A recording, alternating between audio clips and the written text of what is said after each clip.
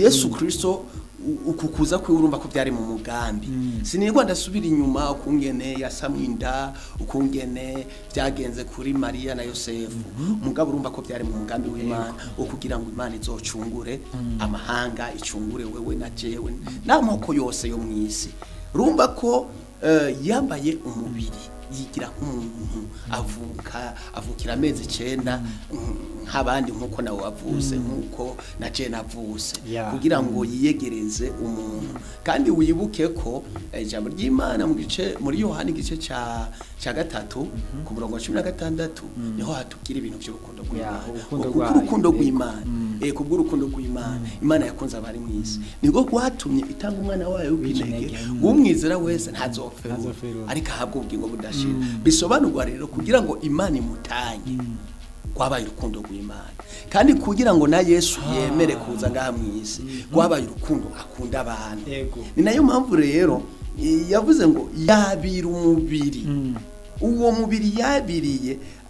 kugira ngo ase natwe bisobanura gusa natwe ntiwibagire ko yari afise ubwiza mwijuru yari afise ubwiza mwijuru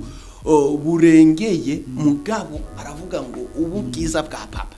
ndabuheba Bwana Yesu asifiwe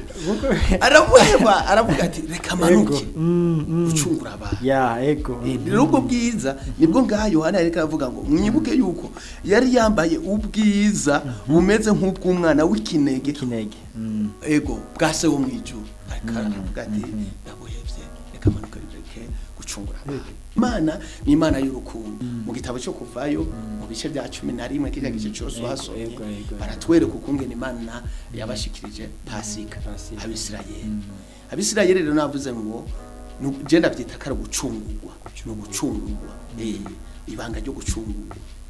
Abisirayeli Imana urumva amajambo yabwiye Mose tegura Abisirayeli muzohora mukora iminsi mikuru nituhasoma buriko munkurikirana muraza kuhasoma ni mu gitabo cyo kuva igice cya 11 ucugena no mu gice cya 12 ayo majambo arahavugirwa bisobanurwa ngo Imana yari kirategura Pasika kuko yari izibanga rya Pasika yari izi ko gupasika ari gucungurwa abantu mugabo batanguhura ko ari gusangira gusa oya si gusangira gusa hari kiguzi cyatanzwe bita gucungura abana b'abantu canke isi rero Mose amaze kubwirwa no majambo yarabikoze arategura kuko Imana yababwiye ati ngo mutegure imisi mitambiwe mufate intama muzikerere mwejeje kuzikerera muzibage muzitegure mwijoro rya Pasika kabisa mufurahi sana mugabo Imana yari ifise ikintu irikira iraviza hariho ikintu Imana yari kirarondera bisobanurwa ngo hariho akantu yari kirategura muri Egiputa ako kantu kwari kugira ngo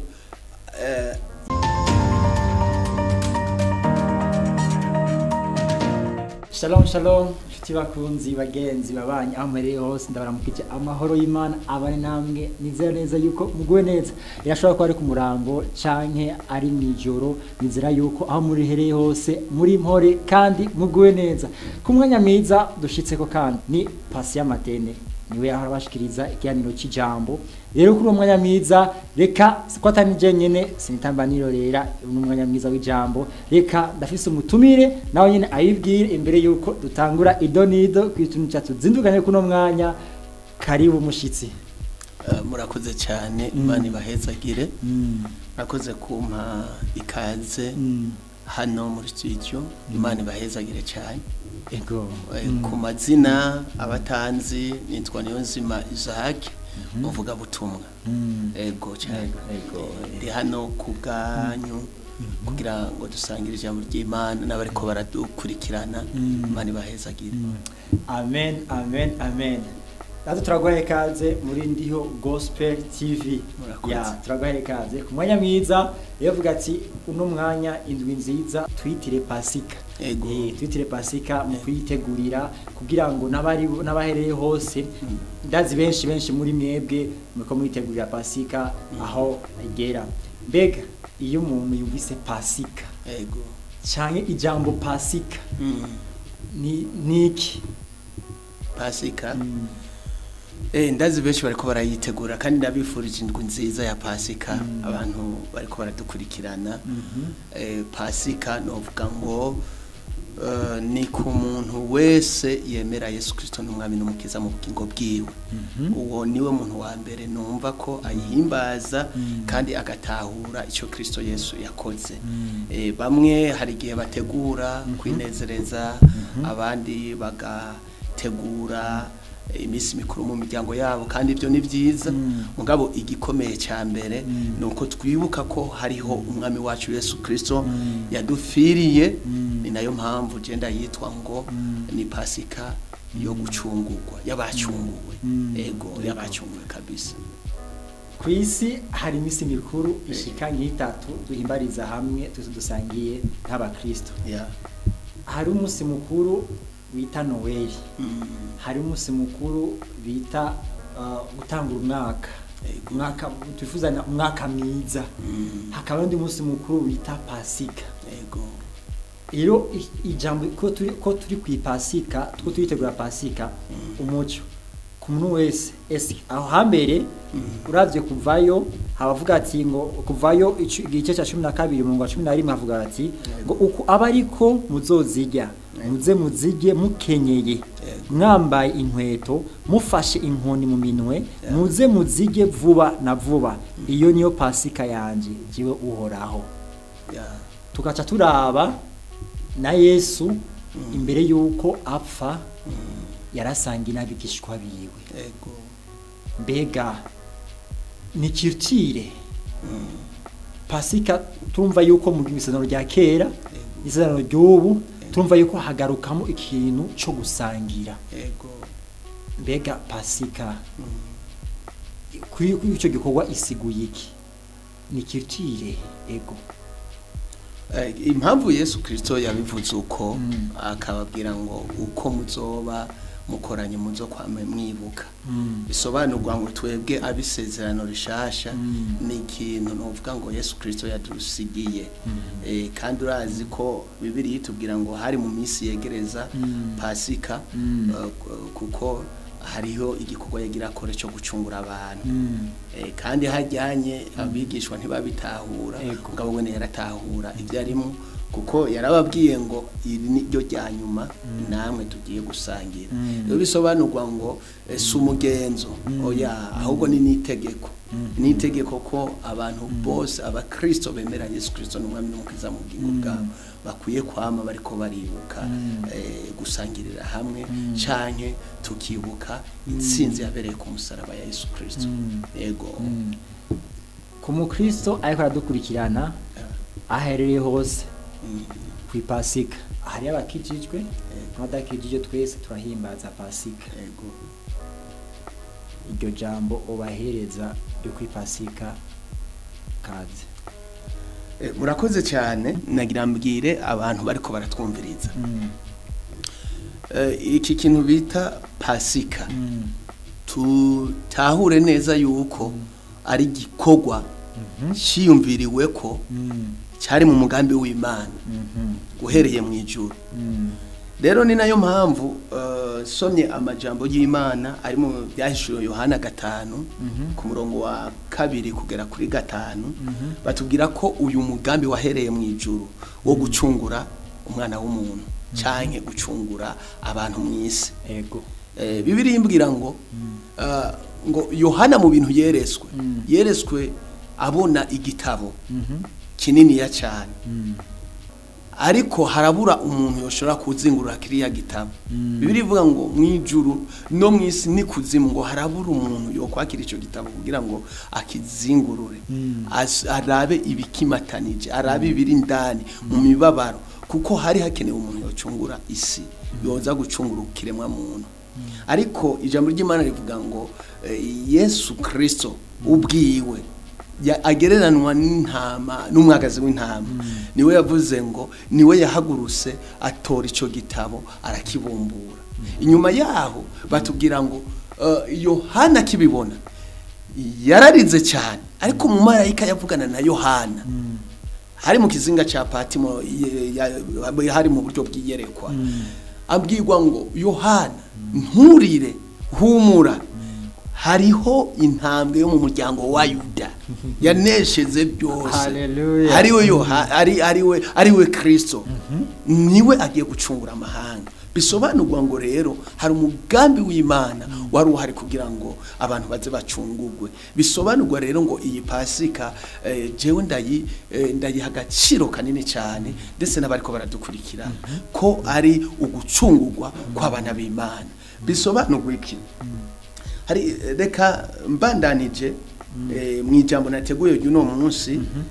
riri mu gitabo ca Isaya igice ca 53 ku murongo wa 5. Hari amajambo meza nkunda gusoma, reka ndayasangiza abandi. Havuga ngo yamara yacumitiwe ibyacu bicumuro, yajanjaguriwe ibyacu bigabitanye, igihano kituronkesha amahoro cyabaye kuri we, kandi imishishagu yiwe niyo idukiza. Mwese twese twari twarazimiye nk'intama, twese twagiye isabagire, umuntu wese mu nzira yiwe, uhoraho amuremeka ibigabitanyo byacu twese. Imana ihabwe icubahiro. Bisobanurwa iki rero ndiko ndavuga ibi bintu bya Pasika? Ni ugucungurwa. Mfise rero teme ivuga ngo ibanga ryo gucungurwa. Ibanga ryo gucungurwa. Ego, ibanga ryo gucungurwa. Yaba umuzungu, yaba umwirabure, yaba umurundi, yaba umunyafrika yefo, abantu bose, amahanga yose, hari ibanga ryo gucungurwa riri ku buzima bwacu. Bisobanurwa ngo ntirikiri ibanga, noneho twaracunguwe. Ni ukuvuga ngo wo kwizera Yesu Kristo utomwizera, twese turi abacunguwe. Igikomeye nuko utahura igikorwa cyakorese gihereye mu ijuru. Amen. Kuri jambo rikomeye ibanga ryo gucungurwa, muturavye mu isezerano rya kera barasangira Pasika. Yego. Na Yesu aragikora. Iryo banga ryo gucungurwa mu isezerano rya kera ni ryahe? Mvuze ikintu iri jambo rivuga ngo gucungurwa, no kuvuga ngo gucungurwa ni gihano we wari guhanwa. Mugabo hagaca habaho icyo bita ubuntu. Ubwo buntu rero bugaca buza nk'akarorero wewe Madene wakoze icyaha, kandi icyo cyaha cyari cyo kukwicisha. Yego. Mugabo jewe nkaca mvuga ati jewe muvuga butumwa Isahaki, igihano cyari guhanwa Matene, jewe ngira ndagihanwa. Bisobanurwa ngo n'ubuntu buza ku muntu agacungurwa atarabibereye, sivyo, akagirirwa mu gishingo. Rero natwe twaracunguwe ku bwa Kristo. Twebwe ibiyo Yesaya yagiye kubona agahishurirwa uyu mwagazi w'intama, imibabaro yagize ari we Yesu Kristo, ahari haciye imyaka myinshi kugira ngo Yesu Kristo ahishurwe ngaha mw'isi. Urumva nabivuze ko hariho umugambi wabaye mu ijuru ukungene umwana w'umuntu yoboneka kugira ngo acungure isi. Rero ibi bihe Yesaya yerekwa bino bintu, nico gihe Imana yamugenderera imwereka umunyabimabaro ari we Yesu Kristo. Imana iramugenderera amwereka ati buryanye naho bimeze ukonye, abantu urabona ko bari bakiri mu bintu byo gutanga ibimazi, impongano by'ibyabagatanga intama zimeze uku mu buryo bunaburiya, kandi intama zimeze neza kugira umuntu harigwe kubw'ibyaha byabo canke byacu. Mugabo ivyo Imana iriyumvira ati ndeka ndungi ku mwana wanje Yesu Kristo kugira ngo abantu bose bazomwizera mu isi, bakamwizera mu mitima yabo, abacungure kubw'ibyaha byabo. Ni nayo mpamvu rero Yesaya yagiye kubona uwo munyabibabaro. Uwo munyamibabaro ngo Bibiliya itubwiye ngaha muri ano majambo dusomye ngo igihano kituronkesha amahoro cyabaye kuri we, kandi imishishagu yiwe niyo idukiza ivyaha. Bisobanurwa ngo Yesu Kristo igihano yagize cyari igihano gikomeye cyane. Turiko turasoma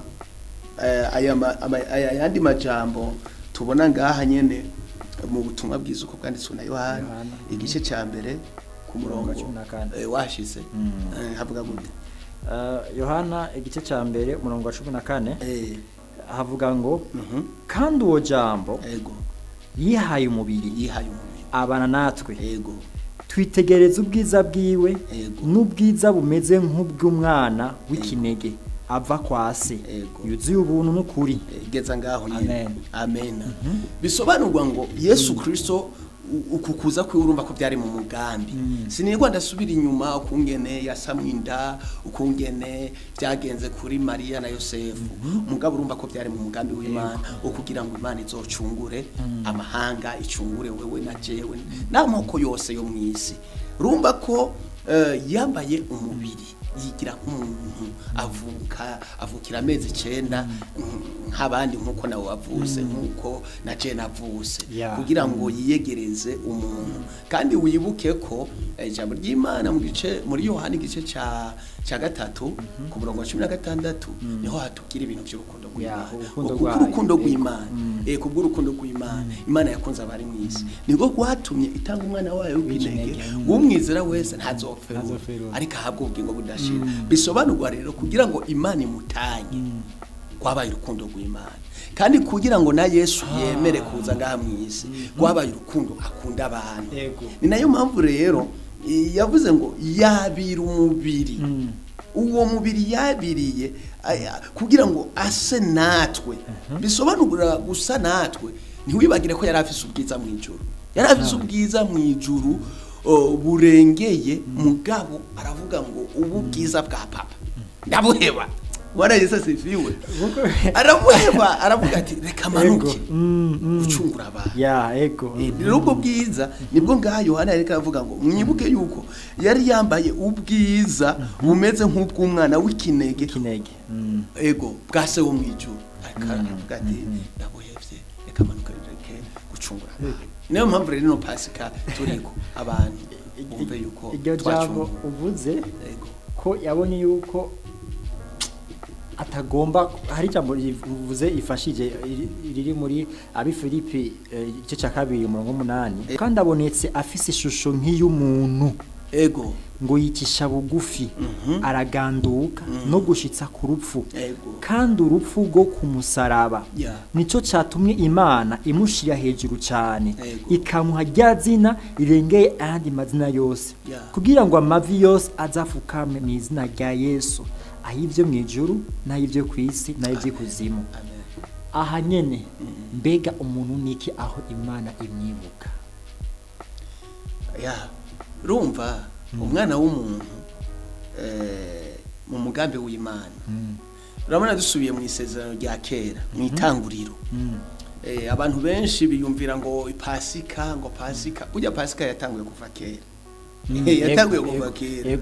uhereye mu kuremwa k'umwana w'umuntu muri Edeni ugiye gusoma muri mu itanguriro hari amajambo nari nateguye nyene ahari avuga ukungene umwana w'umuntu nyene amaze gucumura Adamu na Eva bamaze kujya kuri kijya giti bari babujijwe bigaragara barirukamwe mu itongo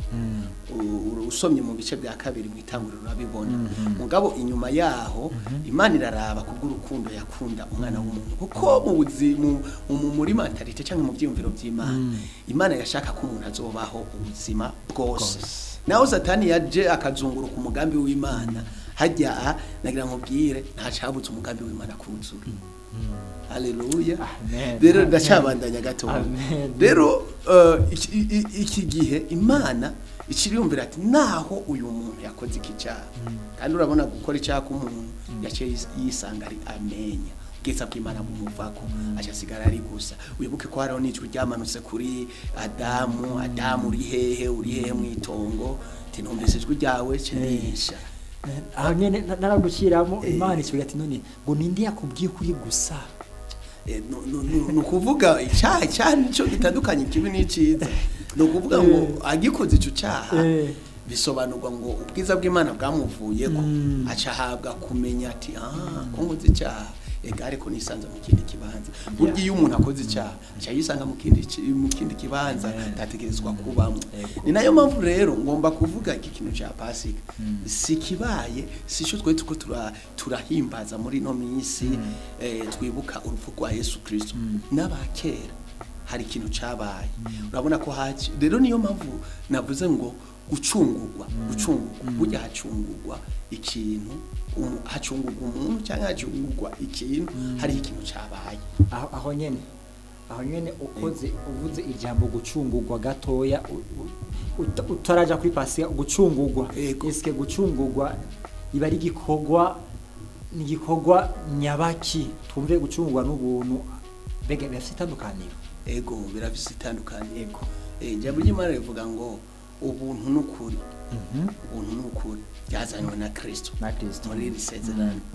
hanyuma ivyagezwe byazanywe na Mose no kuvuga rero ubuntu ni Kristo n'ukuri ni Kristo no kuvuga twebwe uyu munsi kubwo gucungurwa n'amaraso ya Yesu Kristo no ubwo n'ubuntu twagiriwe ugucungurwa kubyara ubuntu ugucungurwa kubyara ubuntu okay ubuntu ni Kristo kandi ubuntu ni Kristo kandi ukuri ni Kristo kandi ucungurwa niko kubyara ibyo byose amarero niko ndabandanya kuri iki kintu cha Adamu na Eva Imana imaze kubirukana mu itongo Imana yaciye yumvira mu mugambi ikunda umuntu kuko hari ikintu warumbajije ati none kubera iki Imana yumvira ku muntu Dawidi yarabivuze ati Imana je n'ukuri ni kubera iki wibutse umuntu ameze nka jewe aho wibuka umuntu kamugenderera uwo yari Dawidi muri Zaburi nayo mpamvu rero Imana yaciye ivuga ati wa muntu kukoze ibyo urabona ko usigaye uri gusa urisigaye uri amenya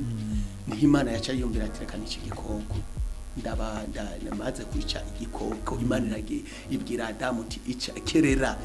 intama hanyuma maze kuyikerera urushato rw'ico gikoko ruce ruvamwo impunzu zo kwambara isobanurwa ngo rero ntihashobora kuba gucungurwa hatabaye ikintu cyatanzwe sobanurwa ngo mu gishingoro cyo kubwira abaronki impunzu hari ikintu cyagize cyafuye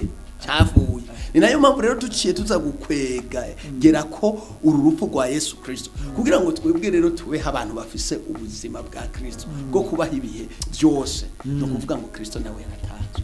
yaravuye kubw'ibyaha byacu yaravuye kubw'ibyaha byawe uri kurankurikira yaravuye kubw'ibyaha byanje no kuvuga Yesu Kristo yapfiriye wewe kandi apfira na jewe ngira akakanwa gatahura isigura yuko Imana turavye bizino rya kera Imana kugira ngo Adamu na Eva bashobore kwambara isigura yuko yarishe hari ikintu hari igicaniro cabaye umva ko ari igicaniro cabaye umva mu bizino bishasha umva Yesu yasubiriye cyagikoko yaritanze mu gishingo cyari twebwe ubu kuko nubona ugiye kuraba Adamu na Eva directement bashiri guca bapfa mu rujya mwanya nyene amasezerano yaraciyarangira yabo y'ubuzima ngabo Imana irabicenga kubera gwa rukundo ikunda abana b'abantu nabivuze Jean 3:16 urukundo rw'Imana abantu babandanya bagize ne babaho ubundi bwo rw'Imana ikivuga ati nta mbabazi shizeho kanya urujya mwanya nyene tuba turi gusana bugingo n'ubu ituba twambara tuba tugenda ngabo kubera Imana ihagacira umwana w'umuntu iravuga ngo reka ndondere ingene bashobora kwambara usubira inyuma muri kijya gisomwa mu bice bya kabiri uraza mu bice bya kabiri gatatu uraza kubona kungene Adamu na Eva bace badandikanya amabara avyumvise babimanira avuga ati ivyo ntibibereye ivyo ntibikwiye ku mwana w'umuntu ndamukunda rero Imana ni Imana y'urukundo reka ngende rero ku Bisirayeli nabo nyene Abisirayeli wana hasomye mu gitabo cyo kuvayo mu bice bya 11 kijya gice cyose hasomye baratwereka ukungene Imana yabashikirije Pasika Abisirayeli rero navuze ngo genda byita kare gucungurwa no gucungurwa ibanga ryo gucungurwa Abisirayeli Imana urumva amajambo yabwiye Mose tegura Abisirayeli muzohora mukora iminsi mikuru nituhasoma buriko munkurikirana muraza kuhasoma ni mu gitabo cyo kuva igice cya 11 ucugena no mu gice cya 12 ayo majambo arahavugirwa bisobanurwa ngo Imana yari kirategura Pasika kuko yari izibanda rya Pasika yari izi ko gupasika ari gucungurwa abantu mugabo batanguhura ko ari gusangira gusa oya si gusangira gusa hari ikiguzi cyatanzwe bita gucungura abana b'abantu canke isi rero Mose amaze kubwirwa no majambo yarabikoze arategura kuko Imana yababwiye ati ngo mutegure imisi mitambiwe mufate intama muzikerere mwejeje kuzikerera muzibage muzitegure mwijoro rya Pasika kabisa mufurahi sana mugabo Imana yari ifise ikintu irikira iraviza hariho ikintu Imana yari kirarondera bisobanurwa ngo hariho akantu yari kirategura muri Egiputa ako kantu kwari kugira ngo Imana irokore abisirayeli bari muri Egiputa kuko wibuke ko hari operation Imana yari kirakora muri Egiputa kugira ngo Farao azorekura abantu arekura ihanga rya Isirayeli kugira ngo rize ribandanye mu gihugu c'isezerano mu Ikanani mugabo wibuke ko Imana hari ikintu yari kiraviza kandi ajya na Mose ntiyakibona neza yagiye kukibona ico kintu cabaye Imana ikintu yamubwiye usomye muri kijya gice ca 12 yamubwiye ngo nimwaheza kubaga mugakerera iryo ntama muce mufata amaraso muyashire ku bishimajyango byanyu kugira ngo abisirayeli ahantu bose barindwe icya kabiri ngiye gukora ngiye gufata abana b'imfura bose bo kwa Farao ndabice ndabahonye kubera banse kurekura bukubarekura nk'ihanga ryanje kugira ngo mugende mu gihugu c'isezerano aha nyine kuvayo cya 12 utanguriye kuri 25 27 niko havuga niko havuga bice kuvayo igice cya 11 igice cya 12 ayo makuru witonze urabona ingene Pasika yatanguye kandi wibuke bari mu gisagara cy'Gosheni kandi ibyo bintu byarabaye inyuma yabo niko ndavuga rero Pasika ingene yatanguriye muri Edeni iraza ku Bisirayeli kandi byaca bijanirana no gusangira kandi gusangira bisobanurwa ngo urukundo nabyo nyene sinavyanse urukundo rw'Imana aje rero ibintu by'imwemu birinyegeje mu tuntu tw'amabanga ibintu by'imwemu niyo mpamvu bisaba gucukura bisobanurwa ngo cari ikirere cy'ibintu bigiye kuzoba kuri Kristo nawe Hallelujah. Bwana Yesu asifiwe. Cyari kintu Imana irikirategura mwisezerano rishasha. Mugabo iki kintu cyo gusangira cha Pasika sinashatse kugihagarara ko cyane. Iki cha Pasika twese turakiza. Mugabo je ngomba gushika kwibanga ryo kugera umwana w'umuntu yacungu. Ibanga ry'umwana mwana w'umuntu yacunguwe yego ni hondi yego ni hondi reka rero tubisome aha unkundiye n'abari ko barankurikirana yego mu butumwa bwiza uko bwanditswe na Mariko igice cya 15 umurongo wa 35 duhere ku 34 hari amajambo meza ngomba dusome kugera ku 35 tawone mu 34 havuga ko ngo ku isaha y'icenda Yesu asemerera n'ijwi rirenga ati Eloi Eloi lama sabakatani risobanurwa ngo mana yanje niki kikumpebesheje amen 35 havuga ngo maze bamwe mu bahagaze bavyumvise baravuga batumve ahamagaye Eliya yego arakoze Imana guhezagire cyane rero ngomba kuvuga ngaha hantu ngabo ngomba guhagararira kuri poe yakanivuga ngo uko Yesu Kristo yarangije igikorwa cyo kuducungura ku musaraba igorogota rero abantu uyu munsi bari yumvira ko ku musaraba igorogota byari byoroshe mukozi w'Imana jewe ku musaraba igorogota namandiko ndahiyumviriye hajya niho hari finale urana ndiko daraba aba bantu bakurikirana Barcelona iyi migwi ya Real bakakubwira ati uno munsi haraza gusha niho baza gukina urukino kwa nyuma uravyumva akanga no kurya kabara kantu ka nyuma kurya kanka gahera ego kabara kantu ka nyuma bavuga ati uno munsi turakina nimayo zigombe zitabagurike canke ibirato si wakina ego ariko ari mu gishingo c'ukina ego nukuvuga ko abantu bose baba bari makini baba bari maso kuvuga ngo barabe finale ya nyuma bisobanurwa rero na Yesu Kristo uku gucungura abantu hari amajambo namwe ndasoma ngo igezemane ari igezemane ingene yasenze ujya munsi wo kumufata ngo yasenze gatatu nukuvuga ngo hariho ico bita ibise abavyeyi basha banyumva habara ahantu rero ugira uvyara umwana rero uvuga ati aha rero ngira nibaruke rero amasengesho yasengeye igezemane mugabo se ndahateba ngomba kuja kumusaraba igorogota aha nyene igorogota kuri finale niho ahantu amahanga yose yararindiriye ijuru ryari ririndiriye ikuzimu bari barindiriye ahantu hose na satani yavuga ati yo ahangira ndamushakire Yesu bose bari tribune bakora kuri ego yari match ihuza urukino rwa Kristo na satani kuko satani wewe yavuga ati aha kumusaraba ndarindiriye ashobora kuvuga ati no kuvuga amajambo y'amarogotano wibuke hari igihe Yesu bari igihe yari kumusaraba hari bisuma bibiri bari babambanye wibuke kirimu iburyo amajambo cyavuze ibubavu amajambo cyavuze rero na satani yararindiye ko hari amajambo y'amarogotano Yesu aza kuvuga avuge ati data none harageze no kumusaraba gute kuko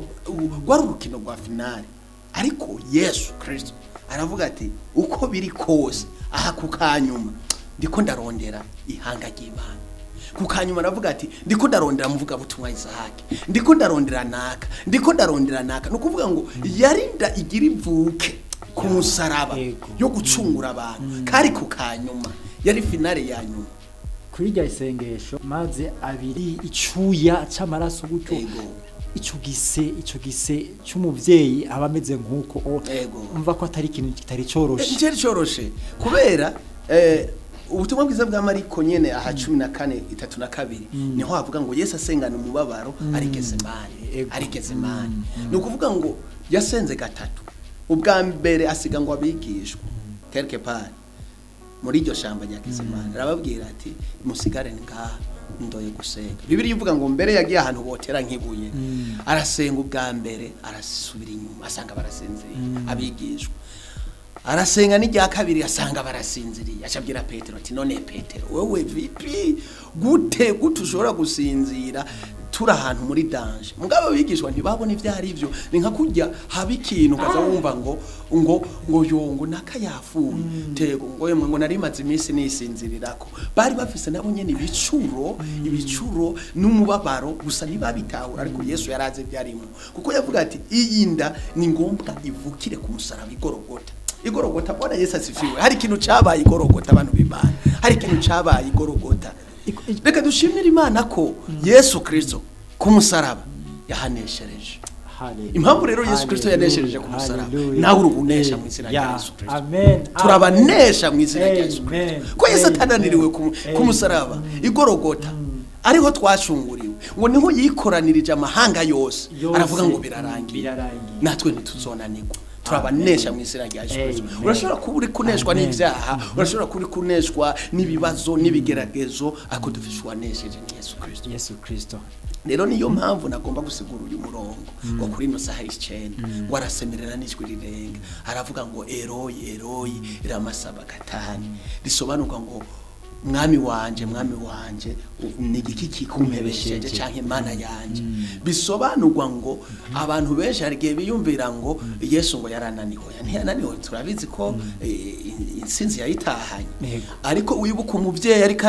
ariko aribaruka nta bintu byo gutwenga nta bintu by'amenyo nta bintu by'indirimbo barimo byo gukina no kuvuga ngo abari ahantu ho kuvuga ngo ngomba ntago umwana nimba ari operation aba operation nimba ari kwibaruka nta byo gufyina no kuvuga rero Yesu yarageze ahantu ho kuvuga ati nta byo gufyina yari finale abantu baje baratangara ati ahamagaye Eliya kugira za mubambure ahamagaye umuvugishwa n'Imana reka turabe kumbe nukuvuga ngo Yesu yararenganye nukuvuga ngo hari kindi kirere nukuvuga ngo yari yinjiye mu ndimi zitamenyekana yari yinjiye mu kindi kirere cy'ubundi bwiza cyo kuvuga ngo data ndahejeje misyo ndahejeje igikorwa wantumye mu isi ndacunguye abantu nukuvuga mu ijuru bari mu mapendo nukuvuga ngo Yesu yarabonye ikirere cyuguruse mu ijuru Yesu yarabonye uwepo yarabonye abamarayika ati birakubereye mwagazi w'intama birakubereye wewe umenye ibikimatanije bisobanurwa ngo biriya Yohana yagiye kubona nukuvuga ngo uwo mwanya nyene yarabibonye bikubita imbere yiwe ati afande urahejeje misyo Yesu Kristo nashimwe amen bisobanurwa ngo rero iyi yari finale ho rero ari aho nasomye mu butumwa bwiza bwa Yohana igice cya 19 ku murongo waho w'3 kugera 35 ahasomere wumva avuga ngo maze abasoda baraza bavuna amaguru y'uwa mbere n'ay'uwundi yabambanywe nawe bari babasoma babiri egome bandanye ngo ariko bashitse kuri Yesu haleluya babonye amaze gupfa ntibaba bakimuvuna amaguru babonye amaze gupfa ntibaba bakimuvuna iki amaguru soma hepfo soma ari kumwe mu basoda amucumita icumu mu rubavu haleluya ako kanya ahava amaraso n'amazi uwabibonye niwe yabishingiye inahe aha kandi inahe yiwe niyukuri kandi arazi ko avuga ukuri haleluya kugira ngo namwe mwizere kugira abantu bose bizere ibibaye muri uwo mwanya matene nakubwira ngo yari finale nukuvuga ngo iki kintu abasoda bakoze cyo kuvunagura amaguru Dawidi wewe yavuze ngo Imana irarinda abagororosi nta nigufa na rimwe ry'umugororosi rishobora kuvunika ndafise n'intaye nzobikubwira muri ya ntaye yanje kumwe n'Imana irinda umugororosi nigufa ntirivunagurike nukuvuga ngo umugenzo w'abaroma iyo baba babambye umuntu nukuvuga ngo bari bafise ko ataracikana bacha bamuvunagura amaguru amagufa yiwe kugira ngo umubabaro bamubabaze do prince bamubabaze ryanyuma urumva bamukubise bamubambye yakubiswe inkoni z'urusobangane nk'izo Yesu yari yakubiswe rero bashaka ko na Yesu ataracikana bamukorera ko gasha mugabo kubera ngo umuvugishwa n'Imana Yesaya yari yarabyereswa arabibwirwa ngo igufa ry'umugororosi ntizigera rivunagurwa na Dawidi arabishurirwa cyakuru kugira ngo ishagezwe cyangwa icyandiswe gishike bivusobanurwa ngo Yesu ntiyigeze avunagurwa n'igufa ryiwe nukuvuga ngo basuma barayapfunaguye kabisa barayapfunagura ariko Yesu bamushikire basanga yacikanye bisobanurwa ngo iki gikorwa rero cyashye gikurikira bashaka bavuga ati turamaye reka tumucumite icumu nibamenya ko byari byaravuzwe cyane byari byarahishuwe ko bujya mu rubavu rwa Kristo hazovamwa amaraso n'amazi byo gukiza abantu ibyaha byabo ufise inyota y'inzoga irangire ufise inyota y'ibyaha irangire ufise inyota yo gukora ibyaha byo kwisambanya n'ibindi byose akizwe nayo maraso nayo mazi icyo nico gikorwa hari gihe biyumvira ko bariko barabikora uko nyene ntibamenye yuko bariko barashisa umugambi w'Imana bobo igikorwa cyabo imigenzo yabo yo kubabaza umuntu akanyuma ntibamenya yuko ari inyungu ya Kristo ntibamenya ko ari inyungu ku kiremwa muntu ntibamenya yuko ari inyungu ku mwana w'umuntu kugira ngo uyu munsi hari ngiramubwira abantu bari mu bigendera mu byaha bama bariko bakora ibintu bidahimisha Imana icubahiro bugenda ngubwira ngo aya mazi n'amaraso aya mazi yoyo atumara inyota yose y'ibyaha Yesu niwe yasemerera avuga ngo nuko abafise inyota nibaze kuri jewe banywa amazi y'ubugingo Yesu rero ni isoko y'amazi itemba idakama umuntu wese amunyweye ko naya mazi n'amaraso mbere komantere iravuga mu bijanye na Bibiliya ko hariho umusoda ngo yaragwaye ijisho ngo bakimucumita iryo cumu ngo ayo mazi n'amaraso byaciye bitibukira muri rya jisho asharakira. Ibitagaza bya Yesu birakomeye cyane. Twaracunguwe rero bene data, numve yuko iyi Pasika itwibutse ko abacunguwe ari ikintu kidasanzwe, hari ibanga ryakoretse. Ego muri cyo gikorwa cyo gucumitwa icumu ku rubavu havamwe amazi n'amaraso, ko nimba icyo gikorwa cy'umuntu yego umuntu sinzi ndamwitende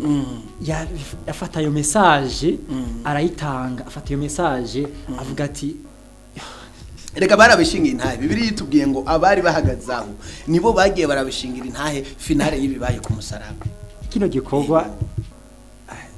umuntu yiyumviriye kino gikorwa arakino gufata n'iminota nk'itanu agaceceka,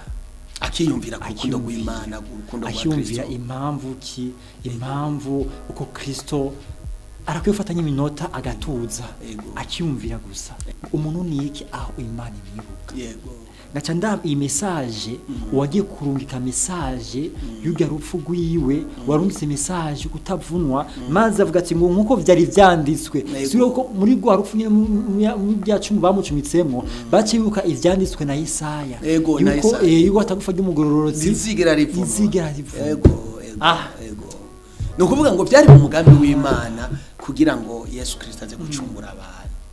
Ego byari mu mugambi w'Imana, ntibyabaye gihuduka kugira ngo Imana igucungure. Wowe byanka wowe byemera, wowe mwizera utomwizera, umenye yuko yagucunguye. Wowe uri kuranyumviriza, bisobanurwa ngo n'uyu muntu atarizera Yesu Kristo n'umwami n'umukiza amwizere, kuko ibitangaza n'ibimenyetso no kumusaraba byarakoretseho. Nukuvuga ngo nabari bahagaze ngo barabishingiye intahe mu burere bwose, baravuga ati umbere uri kurasoma